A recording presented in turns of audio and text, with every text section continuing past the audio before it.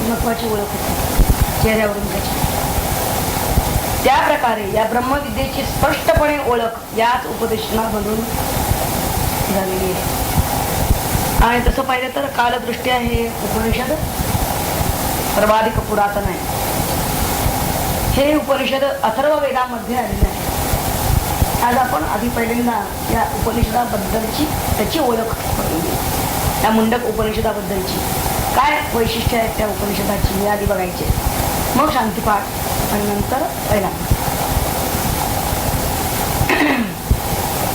अथर्व वेदामध्ये हे उपनिषद आलं म्हणतात. याचे 3 अध्याय आहेत किंवा त्याला मुंडक असं म्हटलं जातं. 3 मुंडक आहेत आणि या प्रत्येक मुंडकाचे 2-2 खंड पुन्हा पडतात. आणि संपूर्ण एकंदर मंत्र जर यामध्ये पाहिले या उपनिषदाचे तर 65 जातात. म्हणजे तसं हे आकारानं लहान आहे पण अत्यंत महत्त्वाचं असं हे उपनिषद आहे. यामधील जे मंत्र आहेत ते छंदोबद्ध आहेत, म्हणजे वृत्तबद्ध आहे आणि विविध वृत्त त्यात आलेली आहेत. या उपनिषदाचं स्वरूप जे आहे ते संवादात्मक आहे. म्हणजे शौनक ऋषी आणि अंगिरस ऋषी या दोघांचा या शिष्यांचा हा हृदय संवाद आहे. यामध्ये कठोपनिषदाप्रमाणे यामध्ये जी काही यातल्या किंवा यातले जे मंत्र आहेत तर त्यांचा भगवद्गीतेवरती प्रभाव दिसून येतो. म्हणजे भगवद्गीतेमध्ये त्यातले मंत्र पुष्कळ असे कसे आले, काही थोड्या फरकानं आलेली आहेत. आता पहिलाच मंत्र आपण जेव्हा बघू तेव्हा लक्षात येईल की ब्रह्मविद्याम सर्व विद्या प्रतिष्ठाम असं त्या मंत्रात म्हणलं आहे. आणि भगवंतांनी सुद्धा विभूती योग सांगताना अध्यात्म विद्या विद्यानाम असं भूमिका मांडलेली आहे. मुंडक या शब्दाचा मूळ धातू जो आहे मुंड, त्याचा अर्थ आहे मुंडण करणे. अर्थात जसं वाच्यार्थ तसंच ध्वन्यार्थ सूचितार्थ सुद्धा पाहायला पाहिजे. कारण सगळेच काय मुंडण करतील असं नाही. मुंडण करणे म्हणजे संन्यास नाही. परंतु आश्रम संन्यास जरी नाही घेतला तरी सुद्धा कशाचं मुंडण त्यांनी करायला सांगितलेलं आहे हे लक्षात घ्यायला पाहिजे. आपल्या मनामध्ये उठणाऱ्या ज्या वासना आहेत म्हणजे थोडक्यात मनाचं मुंडण करून अविद्येपासून म्हणजेच अज्ञानापासून मोकळं करणारं ज्ञान म्हणजे हे मुंडक उपनिषद आहे. मुंड याचा दुसरा अर्थ आहे शिरोभाग. मुंडन करणे हा धातूचा अर्थ आणि दुसरा अर्थ आहे शिरोभाग, मस्तक. शरीराच्या सर्व अवयवांचं मस्तक हे शिरोस्थानी आहे. त्याला आपण डोकं किंवा मुंडकं असं म्हणतो. त्या प्रकारे जसा तो अवयव शरीराच्या शिरोस्थानी आहे तसंच मुंडक उपनिषद सुद्धा सर्व उपनिषदामध्ये अत्यंत महत्वाचं मानलेलं आहे. आणि मुंडक उपनिषदाचा आणखी दुसरा अर्थ असा आहे की जे मुंडन करणारे आहेत म्हणजे संन्यासी आहेत त्या संन्यासी लोकांना तत्कालीन समाजामध्ये जो आदर होता त्याचं प्रतीक म्हणजेच हे मुंडक होते. आजही समाजामध्ये संन्यासाला पूज्य मानलेलं आहे. या उपनिषदामध्ये ब्रह्मज्ञान हेच खरं ज्ञान आहे असं सांगितलं, स्पष्टपणे सांगितलं आहे. जसं दासबोधात समर्थाने सांगितलं ज्ञान म्हणजे आत्मज्ञान, तसं इथं सुद्धा ब्रह्मज्ञान हेच ज्ञान, त्यातली पराविद्या हीच खरी विद्या असं म्हणलं. आणि इतर सर्व प्रकारची जी ज्ञान आहे त्या ज्ञानांना त्यांनी अज्ञानातच टाकून सोडलं. ते प्रपंचुगा असं ज्ञान सुद्धा म्हणलं. बाकीचं सगळं करायचं कुठल्या विविध विषयांमध्ये जर ज्ञान असेल, विविध क्षेत्रातील ज्ञान असेल तर ज्ञान म्हणजे त्याला माहिती असं म्हणतात. म्हणजे ते मूळ ज्ञान नाही, पायाभूत ज्ञान नाही, खरं ज्ञान नाही, सत्य ज्ञान नाही, ब्रह्मज्ञान नाही. आता हे ब्रह्मज्ञानाचे एवढं महात्म्य का सांगतात? ते कशाला पाहिजे हे ब्रह्मज्ञान? तर ब्रह्मज्ञानानंच ब्रह्मप्राप्ती होणार आहे. त्या उलट जर आपण यज्ञादी कर्म, यज्ञ, याग, श्रौत कर्मात जातो, म्हणजे श्रुतींनी सांगितलेलं वैदिक कर्मात जातो, शास्त्रीय कर्म म्हणतात त्याला. आणि स्मार्त कर्म कुठली आहेत? तीर्थयात्रा करणं, पूजा पाठ करणं, तर स्मार्त कर्म आहे, स्मृतींनी सांगितली. तेव्हा श्रुती आणि स्मृती यांनी सांगितलेली जी कर्म आहेत तीच कर्म जर मनुष्य करत राहिला तर काय होईल? पुण्य संचय होत राहील. आणि हा पुण्य संचय त्याला ब्रह्मप्राप्ती करून देईल याच जन्मात, असं सांगता येईल. उलट इथं तर या उपनिषदामध्ये स्पष्टपणे सांगितलेलं आहे की या यज्ञद्वारे पुण्य संचय म्हणजे फुटक्या नावेतून जलप्रवास केल्यासारखा आहे. दृष्टांत कसा देणे. खरं तर सर्वच उपनिषदांचा संदेश असाच आहे, पण तरी सुद्धा इतक्या स्पष्ट शब्दांमध्ये तो याहून अन्यत्र कुठंच आपल्याला दिसून येत नाही. म्हणजे या उपनिषदाचं एक वैशिष्ट्य आहे की त्याने आपलं जे मत आहे ते मत निर्धारानं ठामपणे स्पष्टपणे मानलेलं आहे. पुढातही त्यासाठी दिक्कत बाळगली. यज्ञ यागाविरुद्ध निसंदिग्धपणे बोलण्याचं धाडस या उपनिषदामध्ये आपल्याला दिसून येते, जे सहसा आढळत नाही. या उपनिषदानं तडजोडीचा त्याग केलेला आहे, तडजोडवादी भूमिका घेतलेली नाही. सरळ सरळ त्यांनी यज्ञ मार्गाची निंदा केलेली आहे, कारण अशा कर्मठ लोकांची निंदा त्या उपनिषदात होते. आणि त्यांनी सरळ ज्ञान मार्गाचा पुरस्कार केलेला आहे, अत्यंत प्रभावीपणे केलेला आहे आणि प्रथमच केलेला आहे.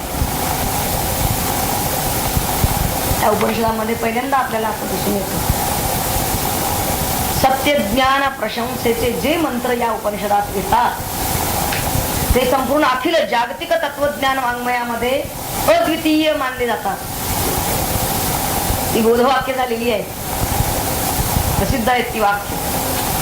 त्यातलं एक आहे सत्यमेव जयती, जयते जयती नानृतम. सत्याचाच विजय होतो, असत्याचा नाही. उपनिषदामध्ये तत्वज्ञान तर येतं, पण नुसतंच तत्वज्ञान नाही आहे इथं. तर त्या परमतत्वाचा आपल्याला साक्षात्कार करून घ्यायचा आहे. मग त्यासाठी जी साधना आवश्यक आहे, नाही तर काय होतं, उपनिषदांचा अभ्यास मनुष्य करतो याचा अर्थ तो उपनिषदांमध्ये जी काही तत्व सांगितले, सिद्धांत सांगितले, प्रमेय दिले,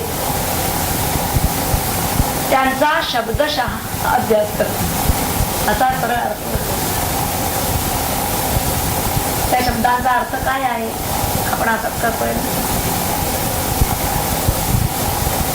तर या उपनिषदाचं हे वैशिष्ट्य आहे, तिथे केवळ तत्व किंवा केवळ प्रमेय सांगत नाही, तर ही प्रमेय कशा तऱ्हेनं अंमलात आणायची आहेत, आचरणात आणायची आहेत, उतरवायची आहे, त्या सिद्धांतांची साधना काय आहे, त्यामागचं ज्ञान प्रमा काय आणि ते आपण कसं आत्मसात करायचं आहे, ते आत्मसात करण्याचा मार्ग कोणता,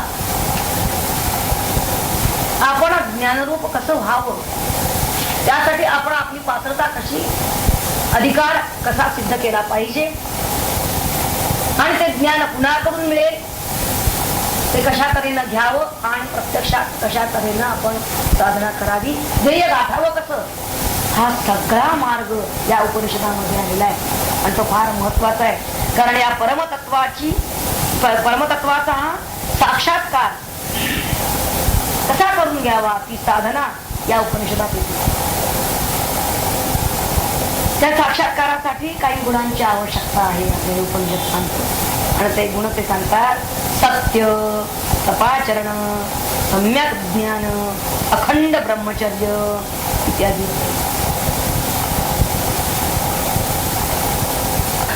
या उपनिषदाचा आणखीन एक सांगितलेलं आहे. कारण थोडं ज्ञान जेव्हा मनुष्य करून घ्यायला तो म्हणजे शब्दानं. कारण ज्या गावाला जायचंय आपल्याला त्या गावचा रस्ता माहीत पाहिजे. पण थोडं शब्दानं ज्ञान माहीत करून घेतलं पाहिजे. कितीही म्हणलं की शब्द हे तिथपर्यंत पोचू शकत नाही. ते अवाच्य वर्णनीय असं आहे असं जरी म्हणलं तरी शब्दाविना मार्गही नाही. तर होत आहे काय की शब्द हे साधन तिथं आपल्याला उपलब्ध झालेलं असल्यामुळे आणि उपनिषदामध्ये सुद्धा मंत्र आहेत ना, त्या मंत्रांचं सहाय्य घेऊनच तो शिकतो आहे.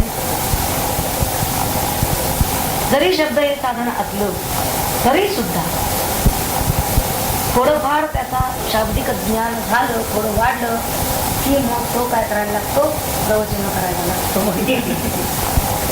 उपनिषद आपल्याला सांगतात की नायम आत्मा प्रवचनेन लभ्यो न मेधया न बहुधा श्रुतेन.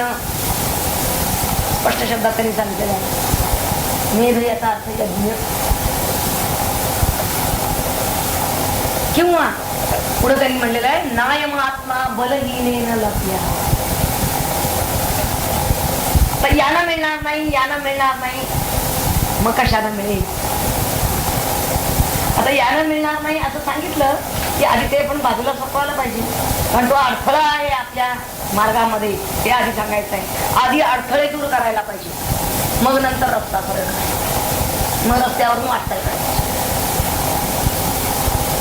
वाटेत मोठा धोंडा आहे तो उचलल्याशिवाय, खड्डा आहे तो खड्डा बुजवल्याशिवाय आधी रस्ता तर क्लिअर होऊ शकत नाही.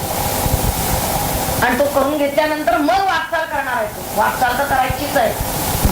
वाटचाल न करता काहीही होणार नाही हे त्याला मुख्यत्वे सांगायचं. त्या साधकाने जरी त्याला हे कळलं तरी ते प्रत्यक्षात त्याला वळणं म्हणजे ते तत्व त्याला जाणवलं, परंतु ते त्यानं जाणलेलं नाही हे मत. तेव्हा ते जाणणं याचा अर्थ कसा आहे की ते त्याच्या अनुभूतीला येईल.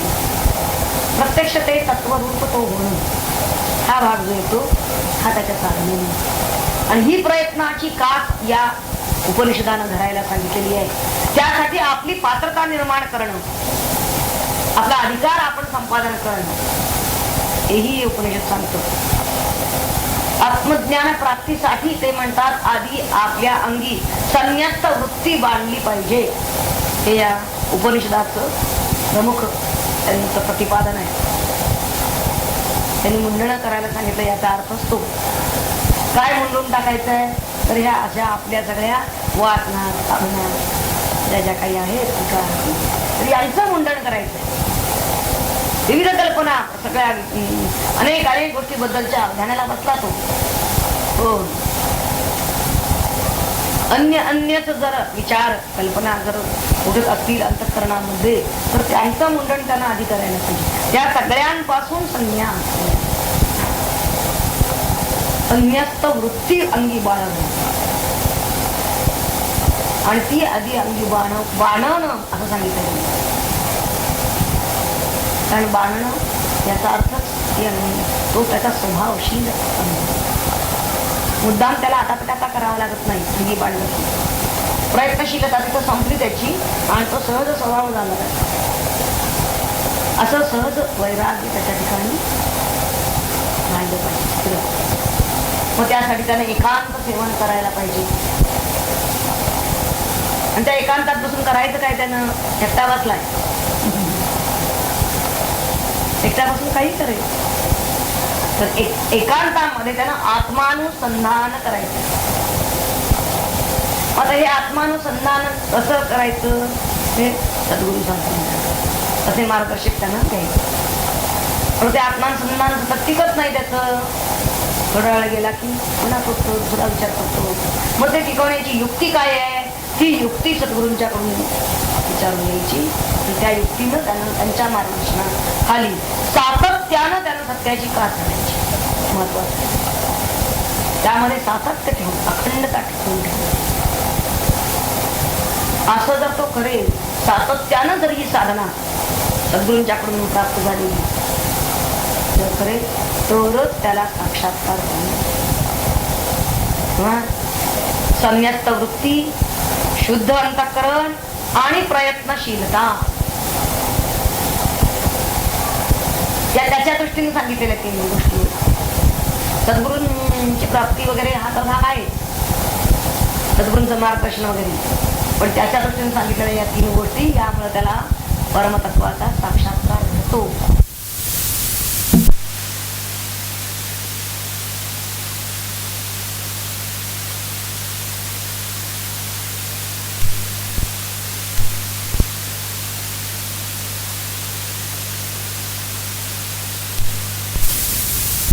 तर त्यासाठी त्याच्यावरती कृपा व्हायला पाहिजे. आता कशी कशी कुणाकुणाची कृपा? आधी ईश कृपा, परमात्म्याची कृपा व्हायला पाहिजे. केव्हा होते ती? ज्यावेळी त्याची त्याची जी कर्म आहे ती परमात्म्या प्रित्यर्थ होत संन्यस्त वृत्तीनं होती, ती परमात्म्याला अर्पण करतो आहे, त्यावेळी परमात्म्याची कृपा होते. आणि परमात्म्याची कृपा झाल्याचं लक्षण काय? सद्गुरु प्राप्ती होते. मग सद्गुरूंची कृपा होणं भाग आहे. सद्गुरु कृपा झाल्याचं लक्षण काय म्हणलं तर शास्त्र कृपा होते. शास्त्रामधले अर्थ त्याला आपोआप उघडायला. आणि यानंतरचा टप्पा असा आहे की आत्मकृपा व्हायला पाहिजे. भले सद्गुरू भेटले, परमात्म्याने त्याला पाठवलं त्याच्या इच्छा झाली. सद्गुरू नाही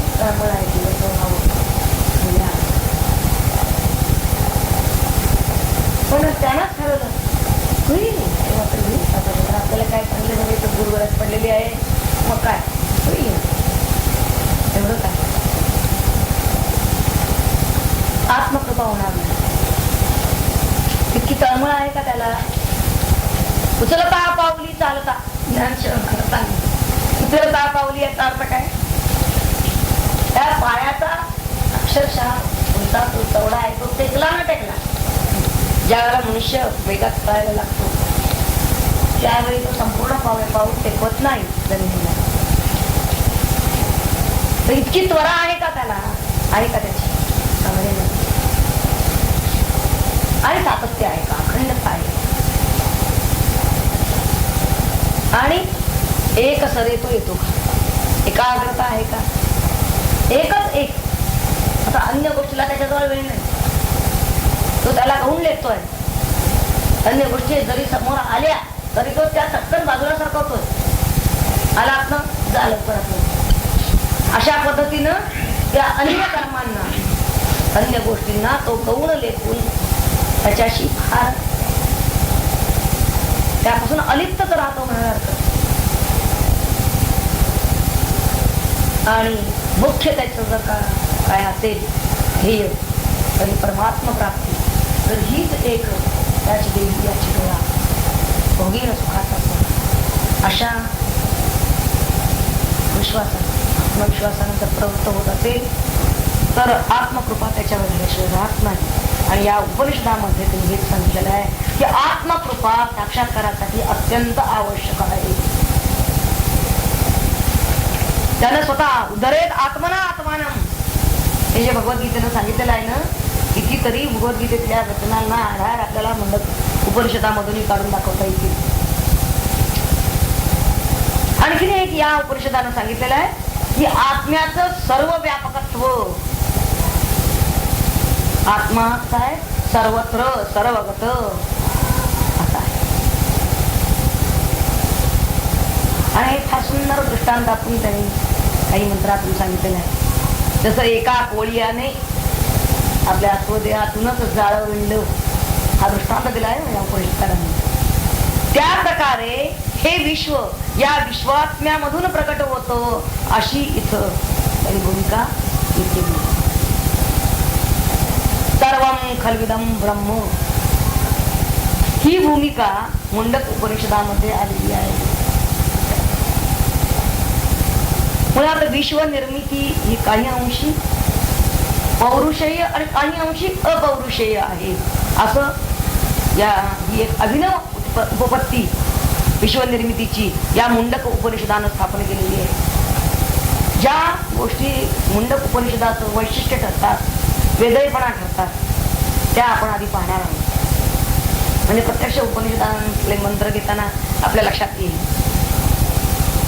यांनी नवीन आणखीन काय सांगितलं तर उपनिषदामध्ये तत्वज्ञानच आलेलं आहे. आत्मतत्वाबद्दल ब्रह्मतत्वाबद्दलच विवेचन आहे. पण या उपनिषदाचं वैशिष्ट्य काय आहे? या मुंडक उपनिषदाच्या दुसऱ्या मुंडकामध्ये ही अभिनव उपपत्ती आलेली आहे. ही विश्वनिर्मिती ही काही अंशी पौरुषेय आणि काही अंशी अपौरुषेय.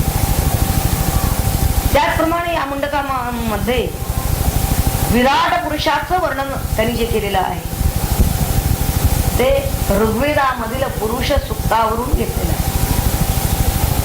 त्या विराट पुरुषाचं वर्णन कसं केलेलं आहे त्या मुंडक उपनिषदामध्ये पहा जरा.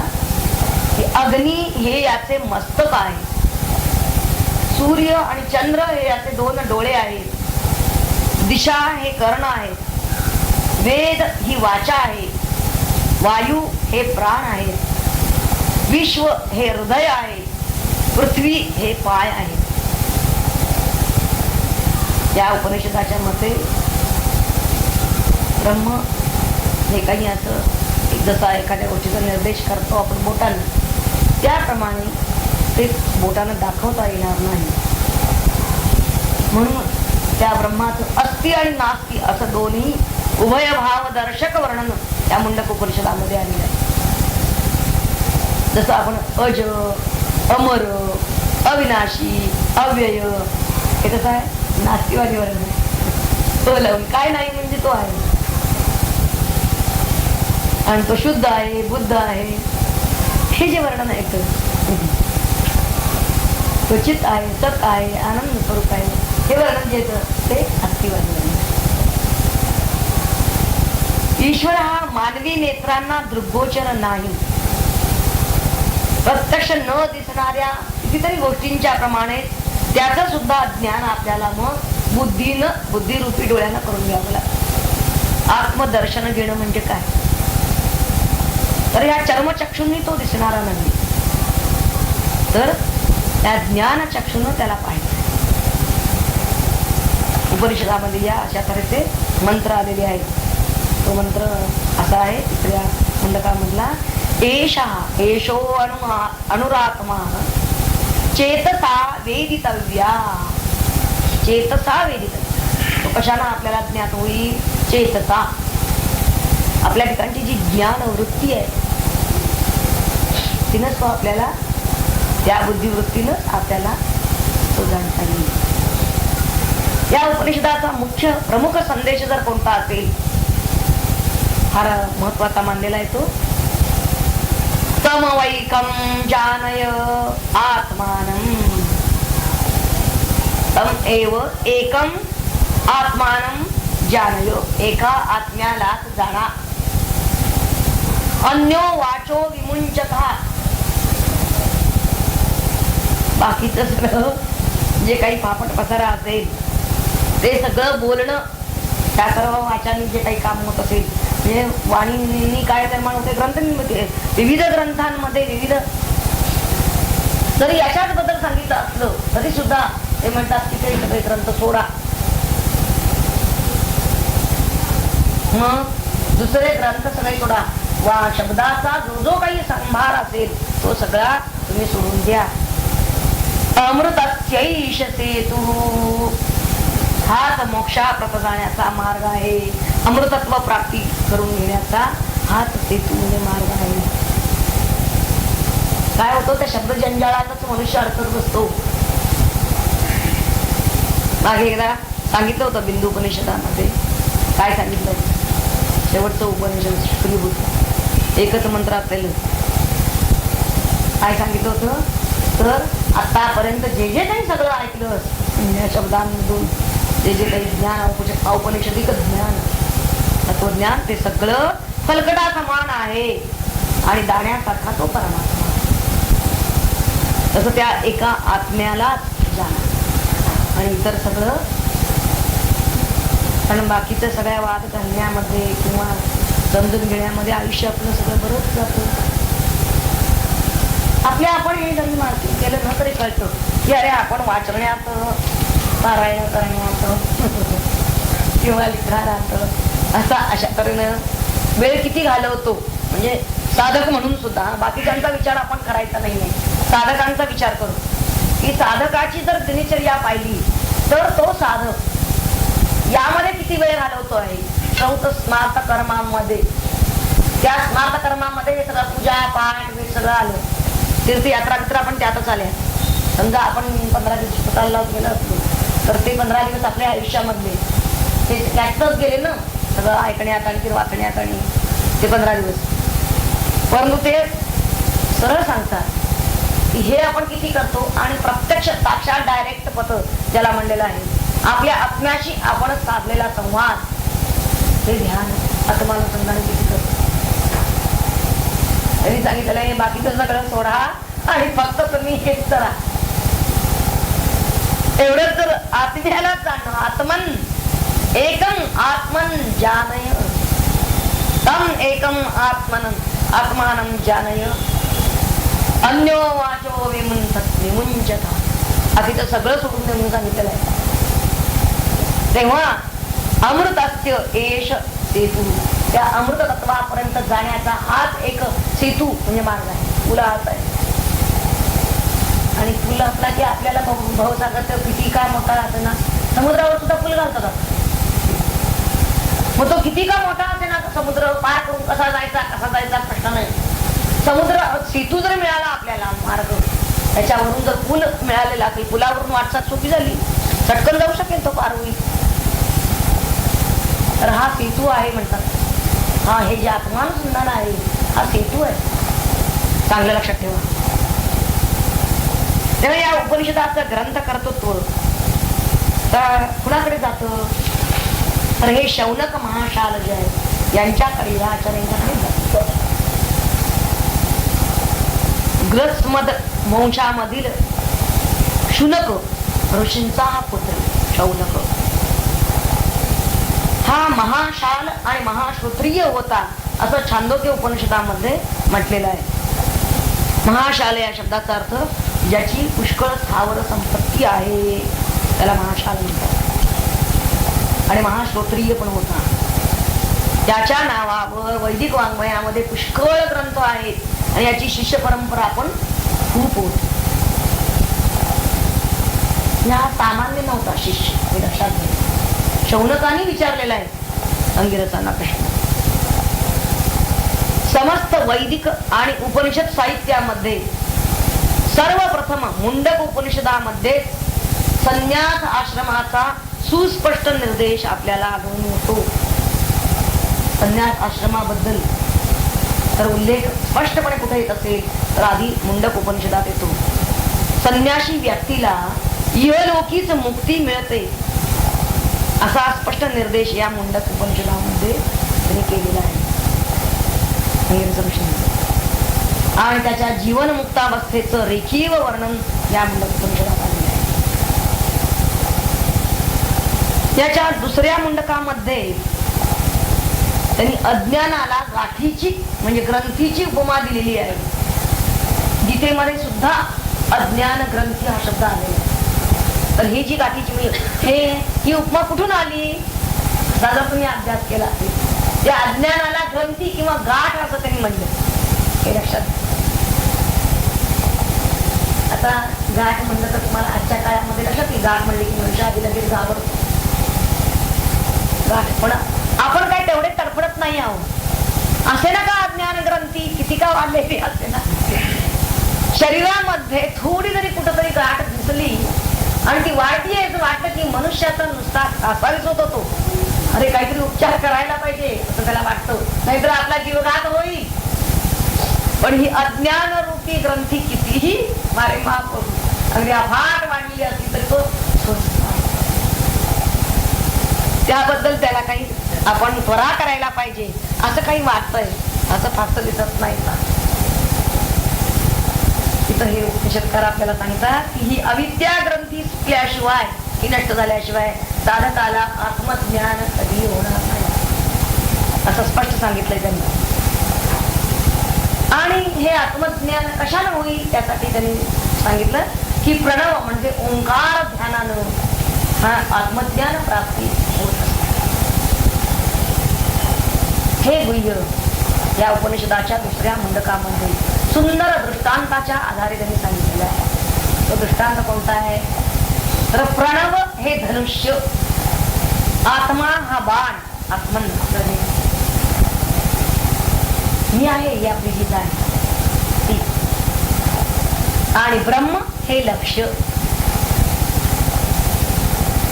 असं असून साधकानं या प्रणवरूपी धनुष्य हाती घेऊन त्यावर त्यानं भक्तीनं तीक्ष्ण केलेला हा आत्मनरूपी बाण चढवायचा आणि एकाग्र चित्ताने धनुष्य खेचून ब्रह्मरूपी लक्ष्य छेदायचं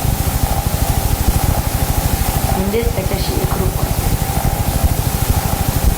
असा जो कोणी आत्मज्ञान प्राप्त योगी आहे त्या योग्याच्या मनावर आणि शरीरावर आत्मज्ञानाचा परिणाम काय होतो याचं सुद्धा रेखीव वर्णन या उपनिषदामध्ये त्यांनी केलेलं आहे. दुसऱ्या मुंडकामध्ये ते ब्रह्माला प्रत्यक्ष पाहिल्यानंतर ते दर्शन घेतल्यानंतर त्या साधकाच्या सर्व हृदय ग्रंथी तुटतात, त्याचे सर्व संशय नाहीसे होतात आणि समस्त कर्मांचा क्षय होतो. परिणाम काय होतो हे सांगितलं. योगी ध्यान करीत असताना हा जो आत्मानुस्नान करणारा आहे तर त्याला येणारा तेजाचा सुंदर अनुभव या उपनिषदामध्ये त्यांनी वर्णन केले. अत्यंत दैदिप्यमान आणि सुवर्णमय अशा तेजोमंडळामध्ये चमकत असणार निष्कलंक आणि शुभ्र असं ब्रह्म हे सृष्टीतील सर्व तेजांमध्ये श्रेष्ठ असं तेज आहे आणि ते आत्मज्ञान प्राप्त योग्याला फक्त दृग्गोचर होतं असं मुंडक उपनिषदाच्या दुसऱ्या अध्यायात. आणि या उन्मनी अवस्थेमध्ये त्याला ब्रह्माचा अनुभव कसा येतो याबद्दलचं वर्णन करताना हे उपनिषदकार सांगतात. त्याला पुढे मागे वर खाली आसमंतात सर्वत्र ब्रह्मच दिसू लागतं आणि त्याला पराकाष्ठेचा आनंद होऊन त्याच्याकडून कृतार्थतेचे आश्चर्याचे उद्गार त्याच्या तोंडून सहजी निघतात. या आत्मज्ञान प्राप्तीनंतर त्याला प्राप्त होणारी कर्तृत्व शक्ती तिचं सुद्धा उदाहरण या उपनिषदामध्ये आलेलं आहे. कारण सर्व शक्तिमान अशा परब्रह्म परमात्म्याशी त्याचं ऐक्य प्रस्थापित होतं त्यावेळी तो सुद्धा ब्रह्माच्या अनंत शक्तीचा वाटेकरी असतो. ती अनंत शक्ती त्यालाही प्राप्त झाली. परब्रह्माशी सख्य होणं हे खरं तर सर्वात उच्च प्रतीचं असं अमरत्व आहे. आणि त्याचं वर्णन इथं तर त्यांनी केलेलंच आहे. पण त्याशिवाय ते म्हणतात परब्रह्माशी नुसतं सख्यत्व नाही तर त्या नुसत्या सख्यत्वावर संतुष्ट न राहता तो त्या निरंजन ब्रह्माशी परम साम्यता प्राप्त करून त्याच्याशी पूर्ण समता म्हणजे एकरूपता. साम्यावर येणं म्हणजे एकरूप होणं. नुसता तो सखा राहत नाही भगवंताचा तर तो भगवंतच होतो आणि म्हणून तो अमर होतो. त्याला श्रेष्ठ प्रतीचं अमरत्व असं म्हणलेलं आहे. सद्रूपी ब्रह्मामध्ये आत्मा लीन झाल्यानंतर मग हा कोणत्या देहातून तो आला हे सांगता येत नाही. त्यासाठी त्यांनी दृष्टांत दिलेला आहे. अनेकाने दृष्टांत दिलेले आहे. त्यांना त्या समुद्राला मिळाल्यानंतर मग समुद्र चोळून जातात वगैरे. आचार्य इथं म्हणतात की हा अद्वैत पूर्ण अमृतत्ववाद या उपनिषदानं, मुंडक उपनिषदानं प्रभावीपणे मांडलेला आहे आणि आचार्यांनाही तो संमत आहे. त्यांनी तो आपल्या भाष्यामध्ये घेतला. या उपनिषदामध्ये आत्मज्ञान प्राप्त व्यक्ती ही बाह्य वादविवादाचा त्याग करून कधी ती त्या वादाला तयार होणार नाही. फक्त आत्म्याशीच क्रीडा करीत राहते, आत्मरती राहते. आणि असा स्पष्ट मंत्र आलेला आहे. आत्मक्रीड आत्मरती क्रियावान एष ब्रह्मविदाम वरिष्ठ. हा ब्रह्मविद वरिष्ठ असतो, हे लक्षात घ्या. ब्रह्मविद वरिष्ठ. तर तो सदैव आत्मक्रीड किंवा आत्मरती असतो. आत्म्याचं अद्वितीय विशाल आणि अत्यंत सूक्ष्मता हे त्याचे दोन गुणधर्म आहेत. आत्मा जसा सर्व व्यापक आहे, अत्यंत विशाल आहे, अनंत अमर्याद आहे, तसा तो अत्यंत सूक्ष्म आहे. त्या दोहोंचाही वेध घेणारे वर्णन या उपनिषदामध्ये आलेले आहे. परमात्मा प्राप्ती ही अंतःकरण शुद्धीनेच मिळते. अंतःकरण शुद्धी नसेल तर परमात्मा प्राप्ती त्याला होणार नाही, हे अगदी दगडावरची. तेव्हा अंतःकरण शुद्धीनेच परमात्मा प्राप्ती होईल हे मुंडक उपनिषदाच्या तृतीय मुंडकामध्ये सांगितले. चक्षुने, वाचेने वा अन्य इंद्रियाने ईश्वराचे प्रत्यक्ष ज्ञान होऊ शकत नाही. ज्ञान प्रसादाने सर्व शरीर शुद्ध आणि पवित्र केल्यानंच निष्कलंक अशा ईश्वराचं दर्शन घडतं. हे त्या मंत्राचा भाषांतर आहे. मनाची आणि शरीराची ही शुद्धी आधी करायला पाहिजे. आणि ती कशाने होईल? ती प्राणावर अवलंबून असते. प्राणशुद्धी का? मग प्राणशुद्धीसाठी प्राणायाम आवश्यक आहे. म्हणून प्राणायामानं मन शुद्ध केलं की मग प्रत्यक्ष आत्मा म्हणजे आत्मन जे आहे, आपली मीची जाणीव, ज्याला आम्ही अहम म्हणतो, तर हे मग त्याला प्रत्यक्ष दिसू लागतं म्हणा किंवा जाणवू लागतं. आपलं मूळ स्वरूप, आपलं विशुद्ध स्वरूप. पण जोपर्यंत ही शुद्धी होत नाही तोपर्यंत प्राणशुद्धी, आधी देहशुद्धी, प्राणशुद्धी आणि मनशुद्धी व्हायला पाहिजे.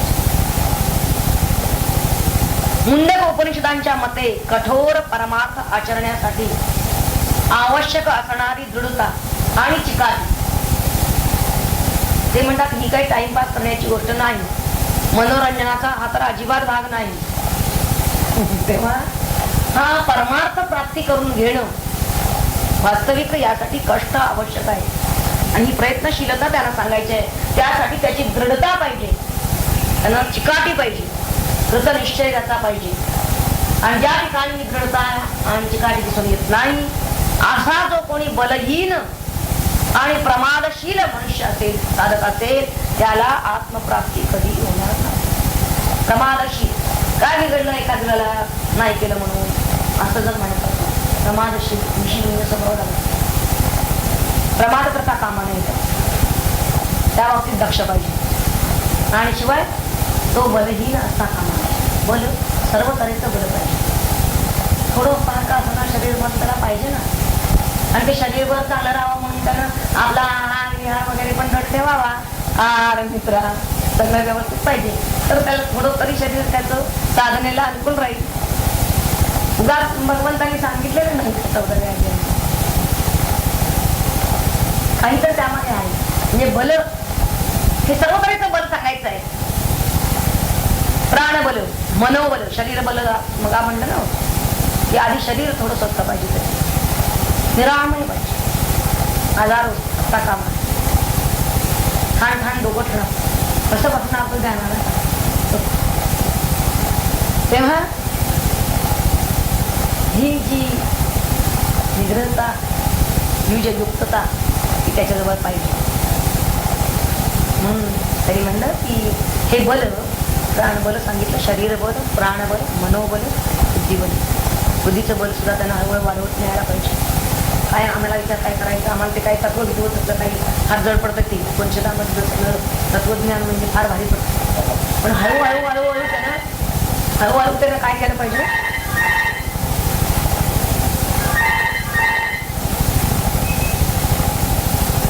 हळूहळू त्यानं ते आत्मसात केलं पाहिजे. कारण काय होतं त्याला एकदम त्याला हे पचनी पडत नाही. म्हणजे ब्रह्मसत्य जगाली मिथ्या, एकदम जगाला सांगायला गेलं जगाली मिथ्या.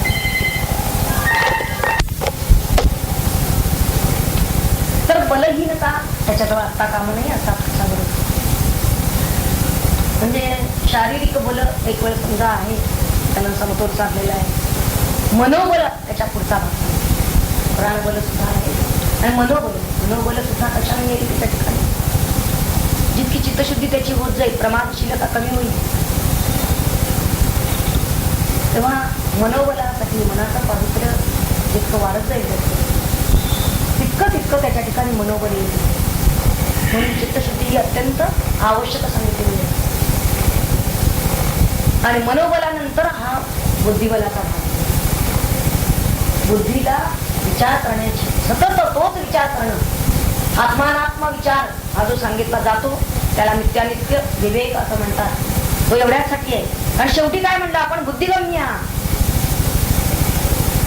तो बुद्धी आत्मी निघाल्या. एकरूप कुणी कुणाशी व्हायचं आहे, कारण ही बुद्धीच त्या आत्म्याच्या ठिकाणी एकरूप होणार आहे. बुद्धी म्हणजे ही ज्ञानवृत्ती, जी आपली जाणीव आहे, विशुद्ध जाणीव, आपल्याला ज्यामुळे ज्ञान होतं, ती जी ज्ञानवृत्ती आहे ती त्या अधिष्ठानाशी एकरूप व्हायला पाहिजे. आत्म्याशी एकरूपता तिची व्हायची, तर ती अत्यंत ती विशुद्ध तर व्हायलाच पाहिजे. पण त्याचबरोबर तिला बल येणं म्हणजे ती अत्यंत सूक्ष्म होणं, ती स्थिर होणं. स्थिर कशाशी, त्या आत्मस्वरूपाशी, त्या एका परमात्म्याचाच विचार करणारी पाहिजे. अन्य गोष्टींचा विचार तिला करता कामा नये. अशी ती होणं हे फार महत्वाचं आहे. आणि तशी होण्यासाठी त्यानं स्वतः अभ्यास केला पाहिजे. अभ्यास हाच मार्ग आहे. अभ्यासाचा अर्थ एकाच विचाराची पुन्हा आवृत्ती काढणे, आणि एक विचार याचा अर्थ ब्रह्मविचार, त्याला एक विचार म्हणतात. तर कुठलाही एक विचार घेऊन मनुष्य विचार करतच नाही, आम्ही अभ्यासच चाललाय म्हणे. हा नाही, तिला त्यांनी म्हणलेलं आहे की ज्यांना आपल्या मस्तकावरून अग्नी नेण्याचा कठोर व्रत आचरलं आहे, अशा जिज्ञासू शिष्याला सद्गुरूंनी या आत्मज्ञानाचा मार्ग दाखवावा, असं हे उपनिषद सांगते. कारण ज्ञानाला अग्नीची उपमा का दिलेली आहे? अग्नीची उपमा कारण सर्व कलमाचे झाड जाळून टाक, सर्व कर्मांची राख, अखिल जे कर्म आणि कर्मफल आपलं संचित किती असेल, तर तत्वज्ञानीनं संचितम, सगळं अखिल संचित आपलं जाळून टाकण्याचं सामर्थ्य त्या ज्ञानात आहे. म्हणून त्या ज्ञानाला अग्नीची उपमा दिलेली आहे, लक्षात घ्या. आणि त्याला मुद्दाम ते सांगितलं आहे की मस्तकावर म्हणण्याचं कारण आहे की आपल्या ब्रह्मरंध्रापर्यंत ही ज्ञानवृत्ती आहे, कारण मूळ स्थान ते आहे. तेवढ्यासाठी इथून वृत्ती आली. तुम्ही मेंदूमध्ये केंद्र आहेत, आपल्या मेंदूमध्ये केंद्र आहे, इथून हे सगळे मज्जारंतू आणि संपूर्ण मज्जातंतू हे तिथून आलेले आहेत. तेव्हा प्रस्तुत उपनिषदामध्ये त्यांनी विद्येचे 2 भाग पहिल्यांदाच सांगितलेले. पहिल्याच खंडामध्ये, पहिल्याच काही मंत्रांमध्ये येतात ते परा आणि अपरा, अशा 2 विद्या त्यांनी सांगितलेल्या आहेत. आणि अपरा विद्या कोणती, तर वेद आणि वेदांग त्यांनी अपरा विद्येत टाकले. विचार करा, काय लोकांचं वेद शिकण्याचा तर घेऊन जातो, नुसते एखादा वेद नाही, कुठला तरी एक त्यातला भाग. 4 वेद तर आपल्याला माहिती आहे, आणि बाकीची सगळी वेदांग, त्याला उपांग असं म्हणलेलं आहे. वेदाची उपांग हे वेदा 6 आहेत, ती उच्चार शास्त्र आहे, ज्या तऱ्हेने उच्चार करावे, अनुष्ठान पद्धती आहे, व्याकरण आहे, व्याकरणाचाही अभ्यास केला पाहिजे, व्युत्पत्तीशास्त्र आहे, छंदशास्त्र आहे आणि मग ज्योतिषशास्त्र आहे. ही सगळी जी 6 उपांग आहेत वेदाची, त्या सर्वांना त्यांनी काय केलेल्या 10 जणांना त्यांनी अपराविद्येत टाकून दिलं आणि अध्यात्माला फक्त पराविद्येत. पराविद्या म्हणजे ब्रह्मविद्या. अविद्येमध्ये रमणारे जे आहेत त्यांना अंधे नैव नियमानाय खांदा असं म्हणलेलं आहे या उपनिषदांनी. हे वचन आपण कुठं ऐकलं असेल असं वाटतं. तर हे या मुंडक उपनिषदातलं आहे. आणि म्हणून ब्रह्मविद्या आचरण करणारे हे ब्रह्मप्राप्ती करून घेतात. या उपनिषदामध्ये अग्नीच्या 7 जिव्हांची नावं आलेली आहेत. ऋग्वेदामध्ये त्याला सप्तजिव्ह असं म्हणलं होतं फक्त, पण त्यांनी काही तिथं स्पष्टीकरण दिलेलं नाही ऋग्वेद मंत्रामध्ये सप्तजिव्ह या शब्दाचं. पण या मुंडक उपनिषदामध्ये आपल्याला त्याचं स्पष्टीकरण मिळतो. त्या 7 जिव्हा कोणत्या अग्नीच्या त्या स्पष्टपणे त्यांनी सांगितले आहे. आपण त्या अभ्यासणार आहोत. त्यातल्या पहिल्या जिव्हेचं नाव त्यांनी काली असं सांगितलं. लक्षात घ्या, काली ही पहिली जिव्हा आणि यातूनच ही काली निर्माण झाली आणि तिला देवता मंडळामध्ये स्थान प्राप्त झाले. 16 ऋत्विज, यजमान आणि यजमान पत्नी अशा 18 जणांनी मिळून यज्ञ पार पडत असतो असे या उपनिषदाला आपल्याला. म्हणजे हे उपनिषद बऱ्याच गोष्टींची स्पष्टीकरण आपल्याला देतो. त्यासाठी हे